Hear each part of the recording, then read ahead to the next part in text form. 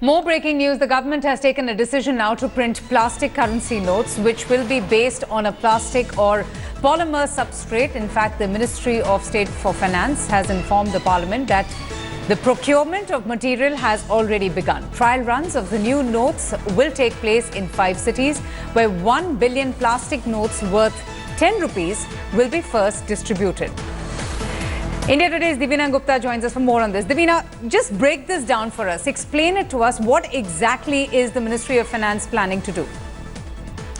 Well, Avantika, first we should tell our viewers it's not the first time that plastic money would be circulated in our system. According to senior RBI officials that I've been speaking to already, plastic money has been tested in different parts of the country, including Sikkim and Meghalaya. Now, plastic money was tested on the premise in these states because the weather conditions are inclement, and that's why it was felt that plastic money would be useful in the long run to keep the money storage in mind. That's why the plastic currency was floated as a trial run earlier in 2000 as well. But after that it was discontinued because there were numerous concerns raised by the environmental groups. So even as there's a trial run right now which is being reported on the plastic money, it remains to be seen whether this would be circulated in a large number. Also, plastic currency is being used in various countries abroad as well, in the UK also, and it's an alarming situation in the UK because according to media reports from there, and again this has not been substantiated by us independently,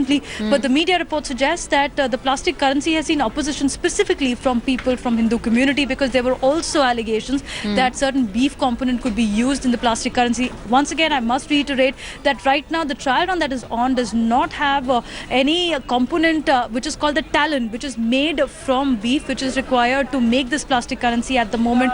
But we can tell you that these are the concerns that need to be addressed if this currency will be circulated in a large number. Right now, it's a trial run once again, but whether this will also translate into currency being printed on a larger scale remains to be seen. Absolutely. Divina, thanks so much for joining us.